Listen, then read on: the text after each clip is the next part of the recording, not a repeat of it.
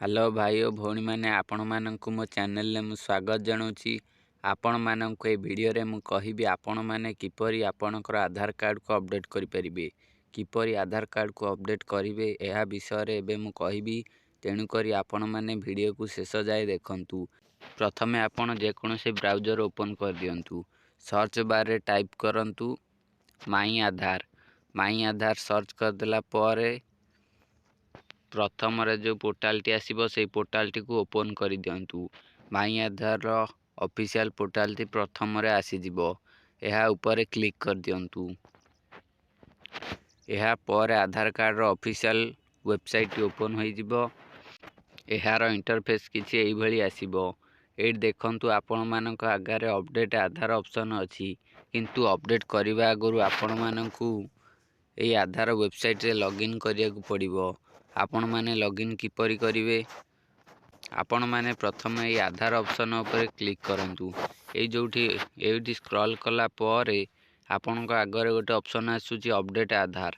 ए update आधार ऊपर click कर देबे। एई भली इंटरफेस आसी जिवो। आपण मानकु एठी लॉगिन करिया को पड़िबो। मु आपण मानकु एई पेज रो लिंक टिक डिस्क्रिप्शन बॉक्स दे देबी। आपण माने डायरेक्ट एठी के आसी परिबे। आपण मानकु आ एते आडे मारिया को पड़िबो नाही। तेणु करी आपण माने एठी देखंतु गोटे टिप चिन्ह देइछि, ता तळे लॉगिन ऑप्शन अछि। लॉगिन करंतु लेखा जाइछि। एटा ओडिया रे हेछि बोली लॉगिन करंतु लेखा जाइछि। ए लॉगिन करंतु ऊपर क्लिक कर देबे। एटा आपणकर इंग्लिश थिबो। मु नले इंग्लिश मध्य करि दउछि। आपण माने इंग्लिश रे जानि परिबे।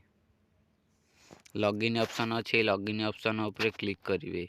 देखंतु लॉगिन ऑप्शन ऊपर क्लिक कला पर एठी आपणको आपणकर आधार नंबर दबाक पड़िबो। आधार नंबर देला पर एठी आपणको जो कैप्चा कोड अछि, कैप्चा कोड को फिलअप करिया को पड़िबो। कैप्चा कोड को फिलअप कर सारला पर साइट रे अछि सेंड ओटीपी। ए सेंड ओटीपी ऑप्शन ऊपर क्लिक करिवे। सेंड ओटीपी ऊपर क्लिक कला पर एठी एंटर ओटीपी ऑप्शन आसीबो। ओटीपी आसीले ओटीपी को एठी एंटर करिवे। देखंतु ओटीपी आसी गला। ओटीपी एंटर कर सारला पर तळे अछि लॉगिन ऑप्शन। ए लॉगिन ऑप्शन ऊपर क्लिक कर दबा। देखंतु लॉगिन हैला पर एभली आसी जिवो। ए देखंतु आपणकर फेस मध्य देखैबो। आपणकर आधार कार्ड रे जो फोटो थिबो सेई फोटो टी एठी आसी जिवो। ए फोटो ऊपर क्लिक कले मध्य आपणकर आधार आसीबो। देखंतु मु क्लिक करूची। एहाकू आग पछ करी मध्य आपण देखि परिबे। देखंतु तळे लॉग आउट ऑप्शन अछि। लॉग आउट मार देले लॉग आउट होई जिवो। माने ए डॉक्यूमेंट ऑप्शन अछि। Document update. A document update ऊपर क्लिक कर देबे। देखंतु डॉक्यूमेंट अपडेट ऊपर क्लिक कर देली। एहा पर एई भली इंटरफेस आसी गला। ए देखंतु ऊपर लिखा जाइछि objective of document update service. एहा पर तळुकु स्क्रॉल करिवे। एहा विषय रे एठी सब दिया जाइछि। देखंतु this service is free of cost till 14/3/2024। 14/3/2024 अंका आपण माने फ्री रे अपडेट करि परिबे। फ्री रे आधार अपडेट करि परिबे।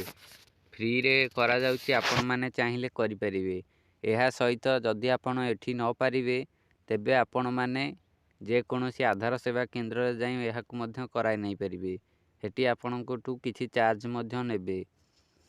जदि आपण मोबाइल रे किपरि करंती पूरा स्टेप बाय स्टेप सब जानिया को चाहुचंती तेबे आपण माने कमेंट बॉक्स रे कमेंट करी जणातु। आपण माने किपरि मोबाइल नंबर आधार रे लिंक करिवे घरे बसी ऑनलाइन माध्यम रे कुआडे जाय जिबेनी।